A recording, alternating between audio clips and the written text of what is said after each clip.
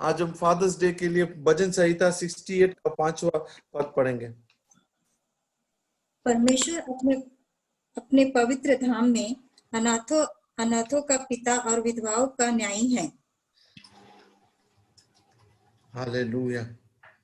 अनाथों का पिता और विधवाओं का न्यायी है। इंग्लिश में बोलते हैं he is the father to the fatherless. हमारा पिता है। अगर आप आज ये मैसेज सुन रहे हो और आप सोच रहे मेरे पिताजी यहाँ पे नहीं है, मगर हमारा पिता है हमारे पास। परमेश्वर हमारा पिता है। हालेलुया। उसके लिए हम आज उसका धन्यवाद। मैं कुछ चीजें बताना चाहता हूँ हमारा परमेश्वर हमसे क्या करता है। उसके लिए हम लूका 15वां अध्याय 11 से 22वां पद पढ़ेंगे। कोई पढ़ सके? लूक 15 11 से 22वां पद कोई पढ़ ले तो उसके अनुसार हम आगे बढ़ेंगे। लूक 15 11 से 22। फिर उसने कहा, किसी मनुष्य के 2 पुत्र थे। उनमें से छोटे ने पिता से कहा, हे पिता, संपत्ति में से जो भाग मेरा हो वह मुझे दे दीजिए। उसने उनको अपनी संपत्ति बांट दी। बहुत दिन न बीते थे कि छोटा पुत्र सब कुछ इकट्ठा करके दूर देश को चला गया और वहां कुकर्म में अपनी संपत्ति उड़ा दी। तब जब वह सब कुछ खर्च कर चुका तो उस देश में बड़ा अकाल पड़ा और वह कंगाल हो गया।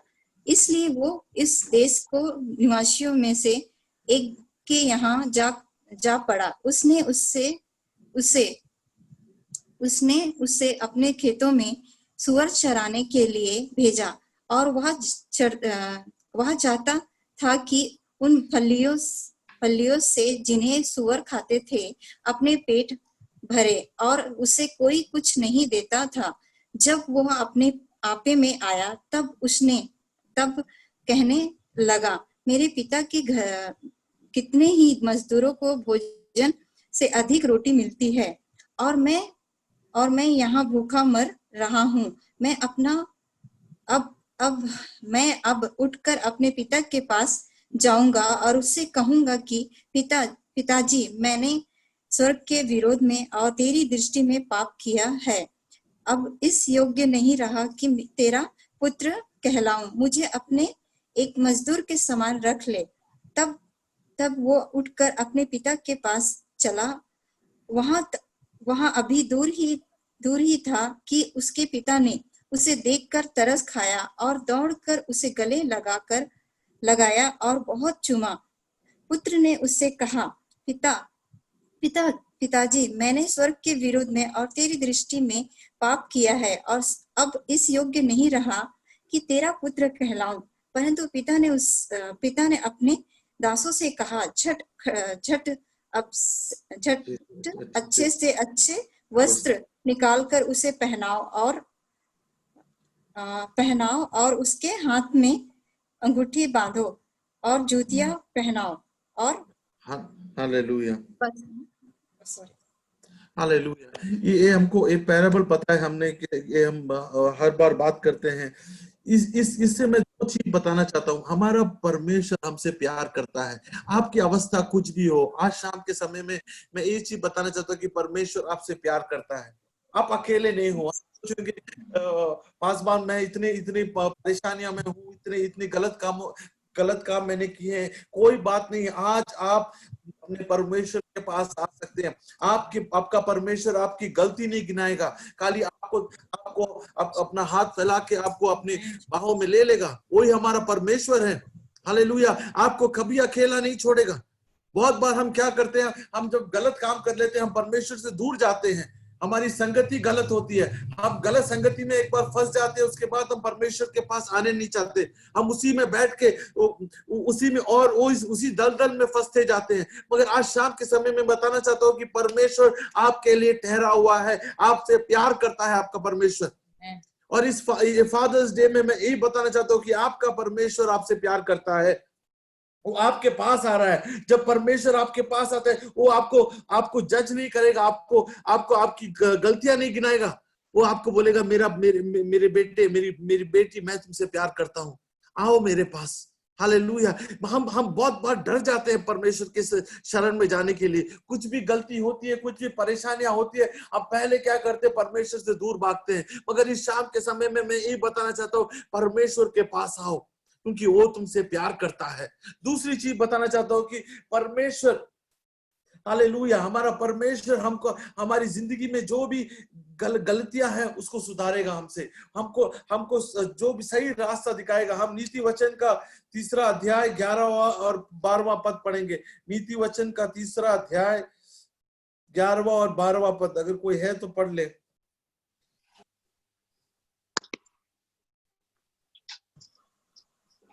हे मेरे पुत्र, यहोवा की शिक्षा से मुंह ना मोड़ना, और जब वह तुझे डांटे तब तू बुरा ना मानना, क्योंकि यहोवा जिससे प्रेम रखता है उसको डांटता है, और जैसे कि बाप उस बेटे को जिसे वह अधिक चाहता है।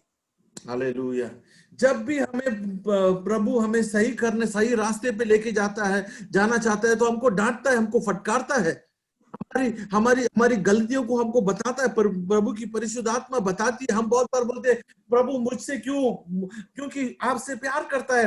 ये 12वां पद में क्या बताया गया है? क्योंकि यहोवा जिससे प्रेम रखता है उसको डांटता है। हालेलुया। जिससे प्रेम करता है उसी को डांटता है। अगर आप प्रभु की परिशुद्धात्मा, प्रभु का वचन आपसे बात कर रही है, आपके अब जो गलत राह में जा रहे हैं उसमें आपको सही दिखा रहा है, उससे आप घबराओ मत, सही हो जाओ। उस जगह से जो भी गलत चीजें कर रहे हैं उससे बाज हटो, प्रभु की शरण में आओ और बोलो, परिशुद्धात्मा आप मुझसे जो कार्य करना चाहते हैं मेरी जिंदगी में, जो सुधार लाना चाहते हैं, मैं उसके लिए तैयार हूं। बहुत बार हम उसी रास्ते पे चलते जाते हैं जो पुराना रास्ता, पुरानी कार्य हम हमारी जिंदगी से करते रहते हैं, क्योंकि परिशुद्ध आत्मा नहीं चाहती कि हमारा परमेश्वर हमको हमारी गलत राह से हमको बाहर निकालेगा। और जब गलत राह से बाहर निकालेगा, कष्ट होगा, परेशानियां होगी, आपकी पुराने दोस्तों से आपको छुटकारा जब निकलना है बहुत मुश्किल होगा, आसान नहीं होगा। गंदी आदतों से बाहर निकलना तो मुश्किल है, मगर अपने आप को प्रभु के हवाले समर्पित करो, प्रभु के वचन के हवाले अपने आप को समर्पित करो, तो आप देखेंगे प्रभु आपको सही रास्ते मार्ग पर लेके आएगा। प्रभु आपको सुधारेगा, कभी कभी फटकारेगा, कभी कभी आपको मार लगेगी। क्यों? क्योंकि प्रभु आपसे प्यार करता है। हालेलुया। अब हमको, जैसा हम अपने बच्चों को सुधारते हैं, बच्चे को हम बोलते हैं कार्य मत करो, अगर बच्चा वही गलत कार्य करता है तो हम क्या करते हैं? छोड़ देते हैं। नहीं, अगर आप उनके बच्चे से प्यार करते हैं, आप उसको सुधारोगे, आप उसको फटकारोगे, आप उसको डांटोगे। अगर आप अपने बच्चे से प्यार करते हैं और उसको सुधारते नहीं है तो आप गलत कर रहे हो। आपका परमेश्वर जब आपसे प्यार करता है, आपको सुधारता है। उसी प्रकार हम भी अपने हमारे बच्चे जब गलत राह पर जाते हैं, हमको उनको सिखाना पड़ता है कि ये बेटा, ये सही रास्ता नहीं है, ये प्रभु का रास्ता नहीं है, बाज आओ इस रास्ते से। प्रभु के वचन के अनुसार हमें सिखाना पड़ेगा प्रभु का हमारे बच्चों को। परमेश्वर आज हमें बता रहा है कि हमारा परमेश्वर हमारे साथ है। हालेलुया। हमारे लिए परमेश्वर कार्य करेगा। और इस शाम के समय में बताना चाहता हूं, हमारा परमेश्वर हमें बचाएगा। आइज़ाया 41 और 10वां पद पढ़ेंगे, और कोई भजन संहिता का 34 का 7वां पद। आइज़ाया 41:10 कोई पढ़े, और कोई भजन संहिता 34 का 7वां पद। मत डर, क्योंकि मैं तेरे संग हूँ, इधर उधर मत डर, क्योंकि मैं तेरे संग हूँ, क्योंकि मैं तेरा परमेश्वर हूँ। मैं तुझे दृढ़ करूंगा और तेरी सहायता करूंगा, और अपने धर्ममय हाथ से मैं तुझे संभाले रहूंगा। हालेलुया। कोई भजन संहिता 34 का 7वां पद पढ़िए। जो लोग प्रभु की भक्ति करते हैं, उन्हें प्रभु का दूत चारों ओर से घेरे रहता है, वह उन्हें मुक्त करता है। हालेलुया। दूत छावनी किए हुए उनको बचाता है। छावनी, आपको प्रभु का प्रोटेक्शन मिलता है। हालेलुया। आपका प्रभु आपको एक छावनी, जैसे बोलते हैं, घेरा बना के रहता है आपके पास। कोई अपवादी आपको कुछ नहीं कर सकता। जब आप प्रभु आपको बचाता है। बहुत बार हम सोचते ओ मेरे बल के कारण, मेरे दिमाग के कारण नहीं, प्रभु ने आपको बचाया हुआ है। प्रभु ने एक छावनी बनाई हुई है, उसको बोलते हैं एक रिंग बनाया हुआ है आपके आसपास। जो प्रभु यहोवा को के डराए के चारों ओर उसका दूत छावनी किए हुए हैं। हालेलुया। इस शाम के समय में बताना चाहता हूं, अगर आप यहोवा आपको बचाए हुए हैं। बहुत बार हम सोचते हैं ओ मैं ऐसा नहीं हूं, वैसा नहीं, प्रभु ने आपको बचाया है, इसीलिए आप वो गलत राह पे नहीं गए। हालेलुया। आपका परमेश्वर आपको बचाता है। हालेलुया। और एक चीज बताना चाहता हूं, जो जैसा हमने साम 68:5, जिसका पिता नहीं है उनका पिता है परमेश्वर। आप डरिए नहीं। अगर आप बोलेंगे मेरे पिता नहीं है, इस दुनिया में नहीं है, मगर आपका परमेश्वर आपके साथ है। आपको राह दिखाएगा, आपको बताएगा आपको क्या करना है, क्योंकि वो आपके साथ है। हालेलुया। चौथी चीज, हमारा परमेश्वर हमको राह दिखाएगा। भजन संहिता 32 का 8वां पद पढ़ेंगे।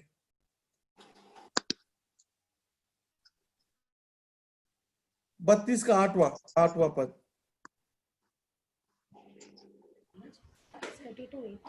मैं तुझे बुद्धि दूंगा और जिस मार्ग में तुझे चलना होगा उस पर तेरी अगुवाई करूंगा।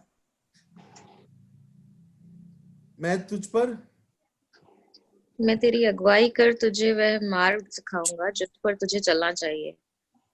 मैं तुझ पर अपनी कृपा दृष्टि रखूंगा और संपत्ति दिया करूंगा। हालेलुया। मैं तुझे बुद्धि दूंगा और जिस मार्ग से तुझे चलना होगा उसमें तेरी अगुवाई करूंगा। हालेलुया। हमारा परमेश्वर हमें राह दिखाएगा। हालेलुया। क्योंकि हमसे प्यार करता है, हमारा परमेश्वर हमको राह दिखाएगा। आपको डरने की जरूरत नहीं है। हमारा परमेश्वर आपको राह दिखाएगा। और इस शाम के समय में बताना चाहता हूँ, डरो मत। परेशानियां आएगी, मगर परमेश्वर के पास जाओ, परमेश्वर आपको राह दिखाएगा। हम नीति वचन का 4 अध्याय 11वां और 12वां पद पढ़ेंगे। नीति वचन का 4 अध्याय 11वां और 12वां पद।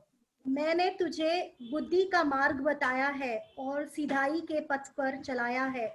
चलन में तुझे रोक टोक ना होगी और चाहे तू दौड़े तो भी टोकर ना खाएगा। हालेलुया। हमारा परमेश्वर हमारी राह में हमको बचाएगा। जब हम राह में चलते हैं, हमारा परमेश्वर हमें प्रोटेक्शन देगा, हमें बचाएगा, ताकि हमें कोई भी गति नहीं, हमें कोई परेशानियां नहीं होगी। 5वां चीज, हमारा परमेश्वर हमारी सारी आवश्यकताएं पूरी करेगा। इस शाम के समय में मैं बताना चाहता हूँ, आपकी कुछ भी आवश्यकताएं हो, आपका परमेश्वर आपकी सारी आवश्यकताएं पूरी करेगा। हम मत्ती का 9वां पद से 11वां पद तक पढ़ेंगे। मत्ती का 7वां अध्याय 9वां पद से 11वां पद।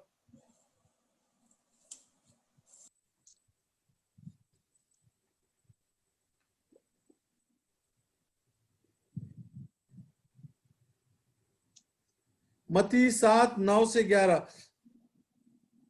तुम में से ऐसा कौन मनुष्य है कि यदि उसका पुत्र उससे रोटी मांगे तो वह उसे पत्थर दे, या मछली मांगे तो उसे सांप दे? सो जब तुम बुरे होकर अपने बच्चों को अच्छी वस्तु देना जानते हो, तो तुम्हारा स्वर्गीय पिता अपने मांगने वालों को अच्छी वस्तु क्यों ना देगा। हालेलुया। हमारा स्वर्गीय पिता हमारी सारी आवश्यकताएं पूरी करेगा। हालेलुया। आपकी आवश्यकताएं आपकी बैंक बैलेंस के अनुसार नहीं होगी, आपके हाथ में जितना पैसा है उसके अनुसार नहीं, क्योंकि हमारा स्वर्गीय पिता हमारी आवश्यकताएं पूरी करेगा। हालेलुया। बहुत बार हम सोचते ये कैसा होगा, जब आप प्रभु के हवाले उस चीज को करोगे, प्रभु आपकी आवश्यकताएं पूरी करेगा। इस शाम के समय में बताना चाहता हूँ कि आपकी सारी आवश्यकताएं प्रभु पूरा करेगा। और इस फादर्स डे में मैं बताना चाहता हूँ, हमारा एक रिलेशनशिप, हमारा संबंध हमारे स्वर्गीय पिता के साथ कैसा है। क्या हम हर बार खाली मांगने जाते हैं, कि क्या हम उसके जब हमारा स्वर्गीय पिता हमें सही राह दिखाता है, हमको करेक्ट करता है, क्या हम उसके लिए सही हमारे आप को समर्पित करते हैं? जब हमारे स्वर्गीय पिता हमको सही राह बताता है, क्या हम उसको अपनाने के लिए तैयार रहते हैं? कि हम अपने आप से अपने अपनी जो भी हमारी मन मर्जी हम करना चाहते हैं। और इस शाम के समय अपने स्वर्गीय पिता के साथ आपका संबंध कैसा है?